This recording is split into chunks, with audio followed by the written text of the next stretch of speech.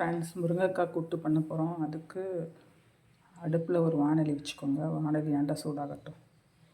முருங்கைக்காய் கூட்டு செய்கிறதுக்கு தேவையான பொருட்கள்: முருங்கைக்காவை இந்த மாதிரி கட் பண்ணி வச்சுக்கோங்க. வெங்காயம், கருவேப்பிலை, தக்காளி, தனி மிளகாய்த்தூள், மஞ்சத்தூள், மல்லித்தூள், தாளிக்கிறதுக்கு சோம்பு. வாங்க எப்படி செய்வோம் பார்க்கலாம்.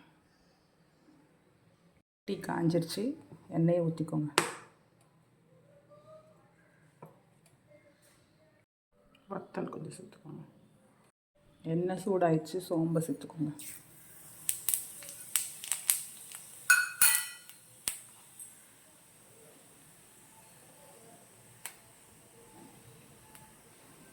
சோம்பு பொரிஞ்சிருச்சு. இப்போ வெங்காயம், கருவேப்பிலை சேர்த்துக்கோங்க. கொஞ்சம் உப்பு சேர்த்துக்கோங்க.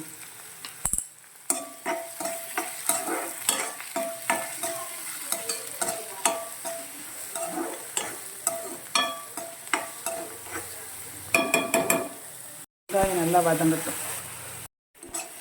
வெங்காயம் வதங்கிடுச்சு. இப்போ தக்காளி சேர்த்துக்கலாம்.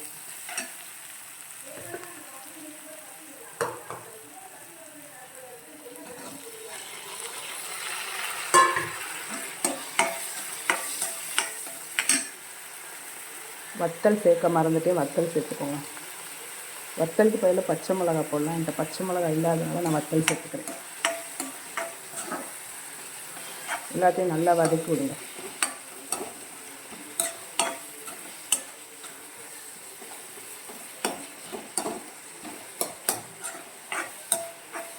தக்காளியும் வெங்காயமும் நல்லா வதங்கி பச்சை வாசனை போகணும்.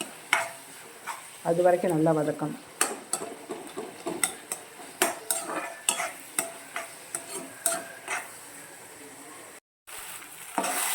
இப்போ பச்சை வாசனை போயிடுச்சு. இப்போ மசாலாலாம் சேர்த்துக்கலாம்.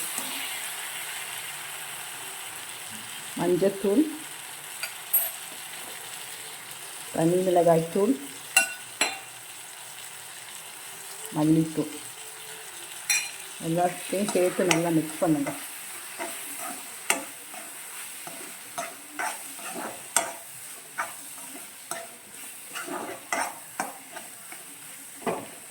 ஒரு 2 நிமிஷம் அப்படி இருக்கட்டும்.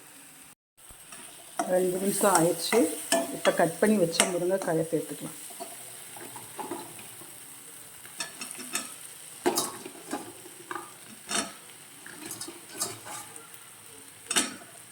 முருங்கைக்காவை சேர்த்தாச்சு. அதில் மசாலா கூட நல்லா மிக்ஸ் பண்ணிடுங்க.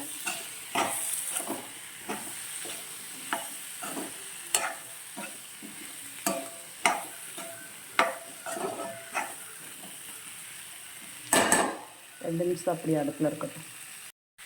2 நிமிஷம் ஆயிடுச்சு. இப்போ மசாலா கூட சேர்ந்துருச்சு. இப்போ தேவையான அளவு தண்ணி சேர்த்துக்கோங்க. ரொம்ப தண்ணி சேர்த்துறாதீங்க.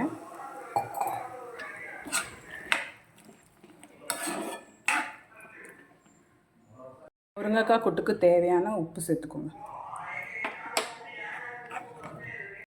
இப்போ ஒரு மூடி போட்டு நல்லா வேக விடுங்க. நல்லா வற்றி வரட்டும். முருங்கைக்காய் கூட்டு நல்லா கொதிச்சிட்ருக்கு, வற்றி வரட்டும்.